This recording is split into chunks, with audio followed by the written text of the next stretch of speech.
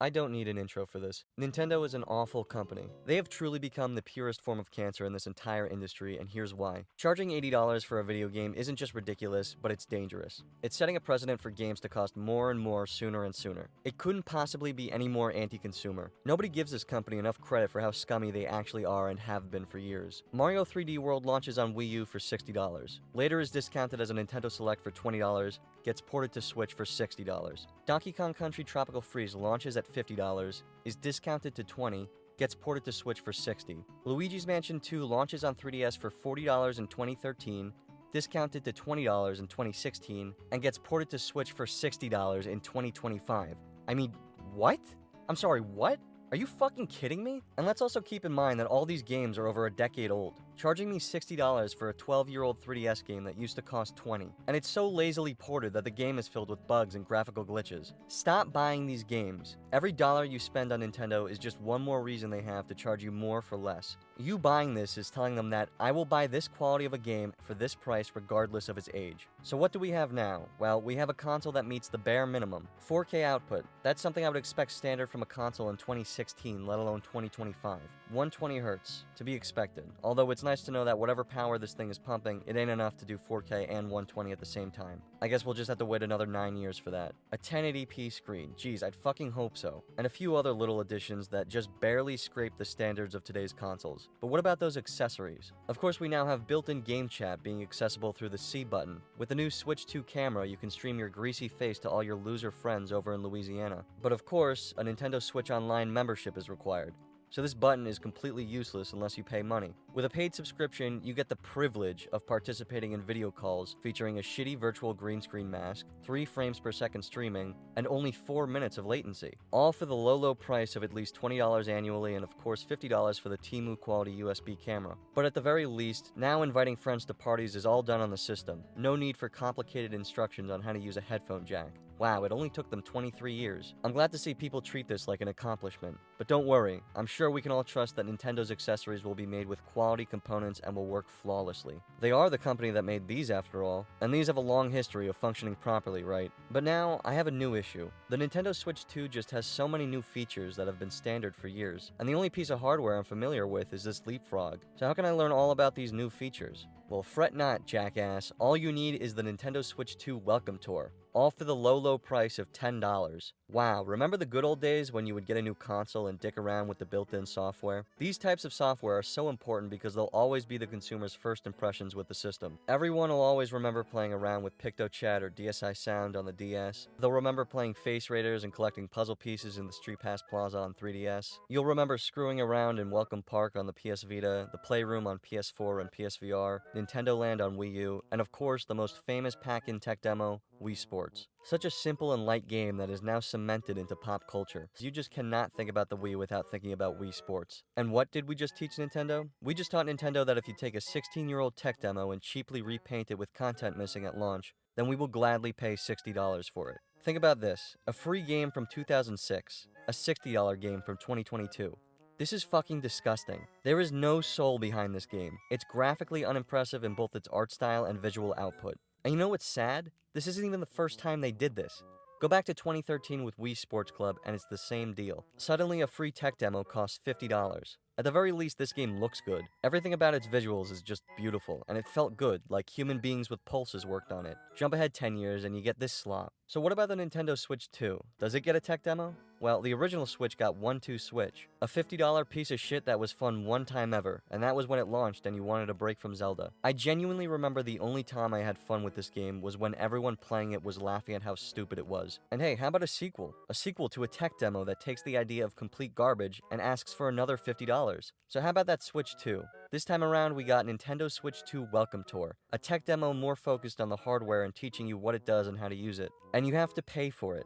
That is the most unbelievable shit on the planet. I'm paying $450 for your uninnovative money vacuum of a console, and then I have to pay you to teach me how to use it? Now we have game sharing, which is a nice addition, but of course it's nothing new. You've been able to play local multiplayer games by streaming your game to a friend's console on PlayStation for years now. This being an option on Switch is nice, and it even works locally, but even then, they act as if it's new. It's not even new for them. You can share your game locally to others with just one copy of the game. Wow, you mean like download play? You mean like that thing I could do 20 years ago for free on a DS?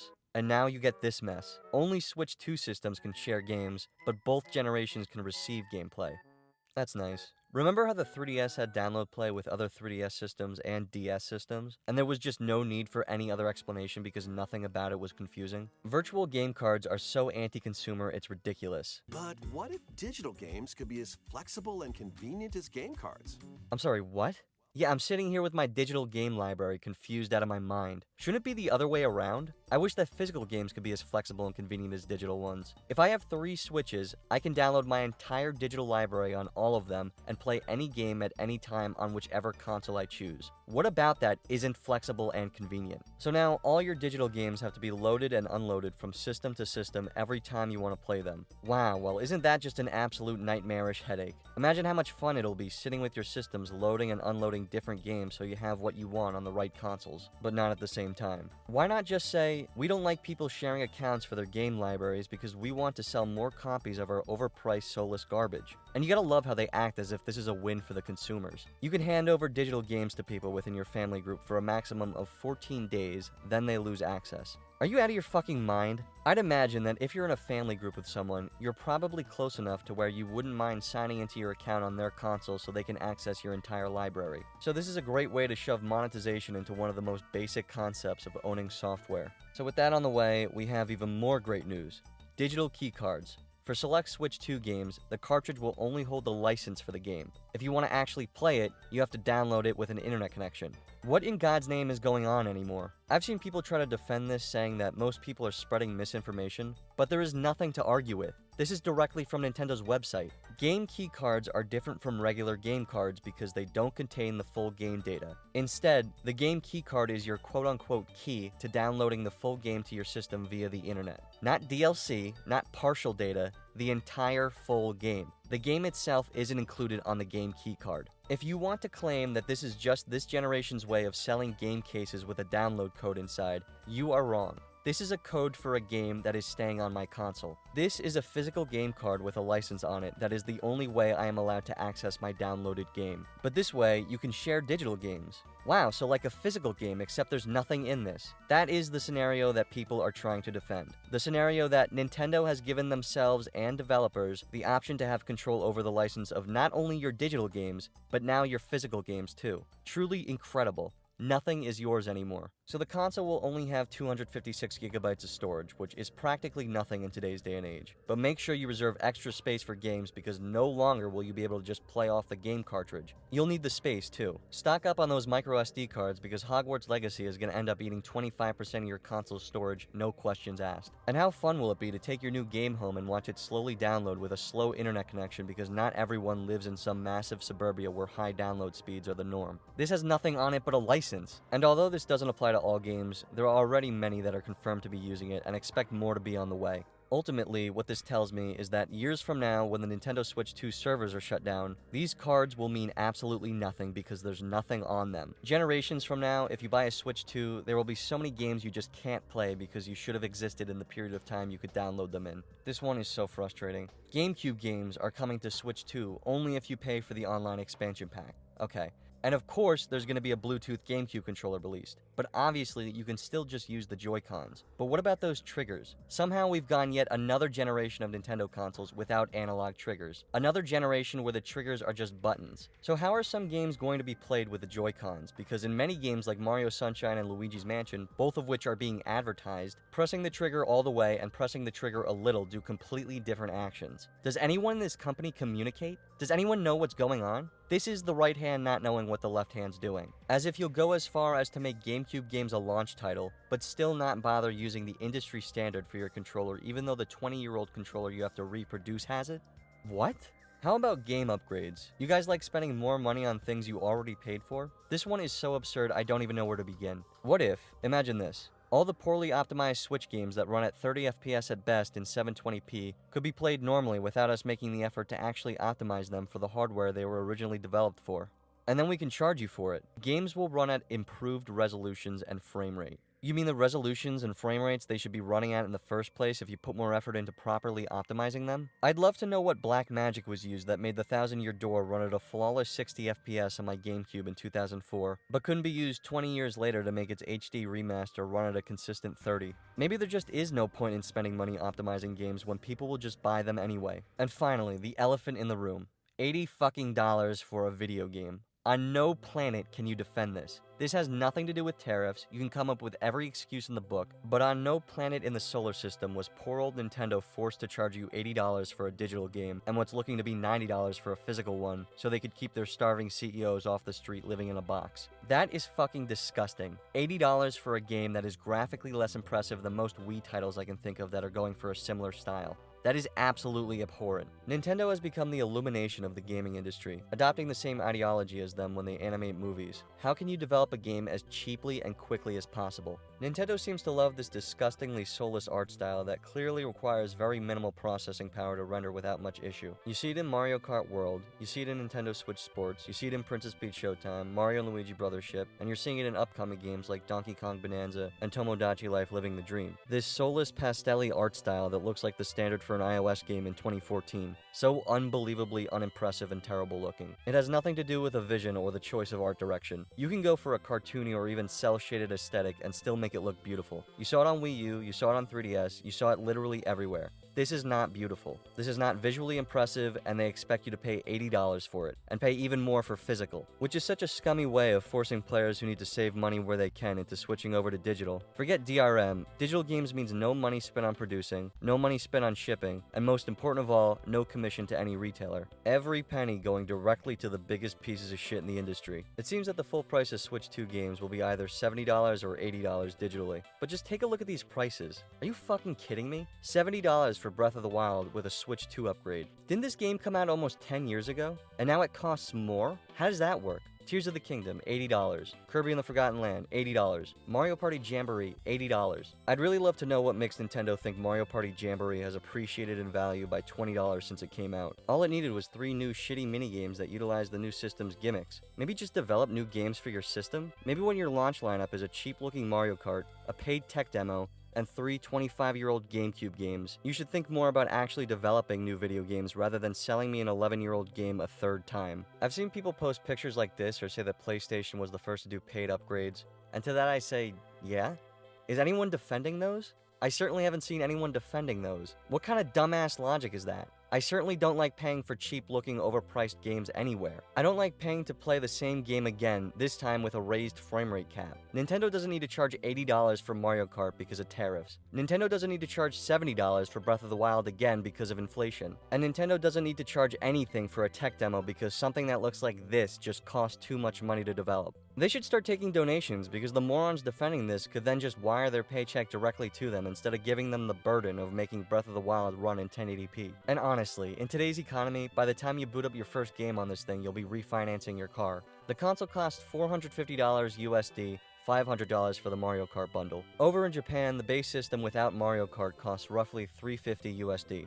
What's the catch? Well, the system is Japan only and is region locked to only Japanese Nintendo accounts. If you want access to other language and region options, then you'll need to cough up the full $450. It doesn't get any more anti-consumer than that. Anyone hoping to save money by importing won't be able to because the system is region locked. I would love to know the reason why the multilingual system costs what is roughly equivalent to $450 USD everywhere in the world, but the Japanese only version that's only available in Japan costs $350. So essentially, you're paying $100 for the privilege of using other languages. Wow, that's some expensive DLC. And the system is not being manufactured in Japan, just showing that the console itself isn't valued at $450. Here's the exact same thing, but $100 less, except only Japanese. Tariffs have nothing to do with them choosing to release a Japanese-only console for less, or charging $100 more for language options outside the US. They're just coming up with these prices because fuck you. There is no expensive chip they have to put in this console to add language options. I'd like to never spend more than $60 on a video game, and I want the entire industry to know that, because I don't want to pay $80 for a video game, you fucking idiot. Thank God morons like this exist so these billionaire and trillionaire companies can continue to screw over all the normal people with functioning brains who don't want to dig into their savings account so they can play a Mario Kart in the year 2025 that looks like this. Wow, all that extra power is really being put to use, I see. To be a person as stupid as this must be blissful, justifying $80 by comparing it to eating food.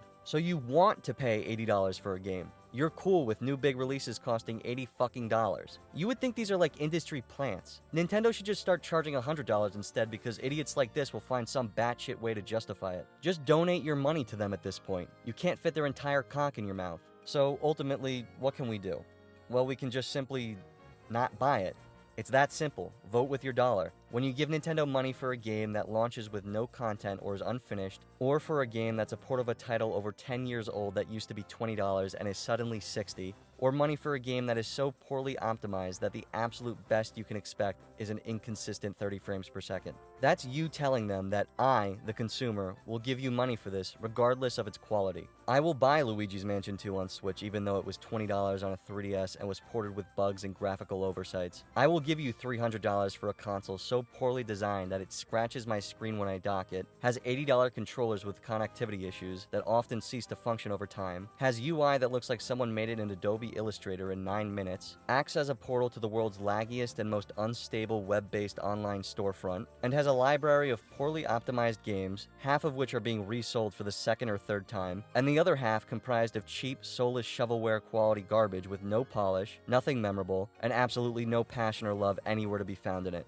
Buggy messes that you are being sold as is because you'll buy it anyway. Do not buy the Switch 2. Do not buy its $90 controllers or its $80 games. Do not buy its shitty camera or its $35 piece of plastic controller charger. Do not act like this is an upgrade. UI that went from uninspired to uninspired with a few more circles. Do not pay $20 for game upgrades that act as a paid 60 FPS patch or a subscription that gives you temporary access to them. And do not buy a $450 glorified Switch 1 with nothing but corporate greed at the heart of it. Buying this not only lets Nintendo know how far they can push the boundaries of laziness, but ultimately supports a company that, in its current state, is making billions off of doing the absolute bare minimum. Years ago when Nintendo games came out, whether they were good or bad, you could see that 99% of them were always made by people who genuinely cared and were encouraged to do so. Directed by people focused on quality and enjoyment value over development time and costs. Games made with love that contained the soul of the development team that worked on them, acting as somewhat of a portal to a vision,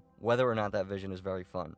And today you have this. In 2015, when Satoru Iwata died, the worst thing that could possibly happen to the company happened. For the first time ever, Nintendo was being run by a businessman, not a player. Not by someone who cared from day one and was there for everything every step of the way, or by someone with a genuine interest for the product, but by someone whose job it is to make money and that's it. Nothing else matters as long as the company is as profitable as it can be. And that businessman chose another businessman to succeed him. And how much you want to bet that that businessman will be succeeded by another businessman? I honestly think the days of Nintendo being the most authentic company in the industry are long gone and never coming back. People have complaints about everyone. Xbox and their annoying use of your data, PlayStation's anti-consumer practices and poor design, EA's microtransactions, Ubisoft's abuse of DRM.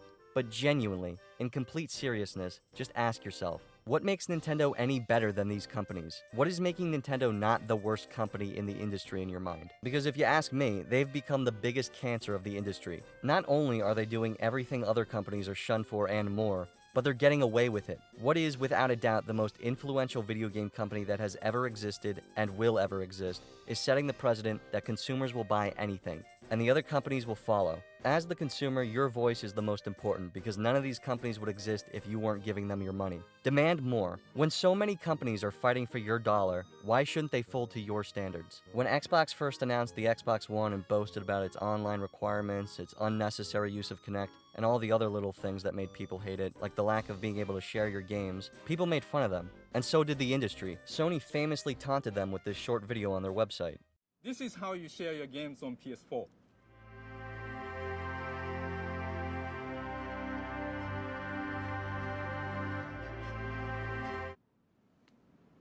Thanks. PlayStation.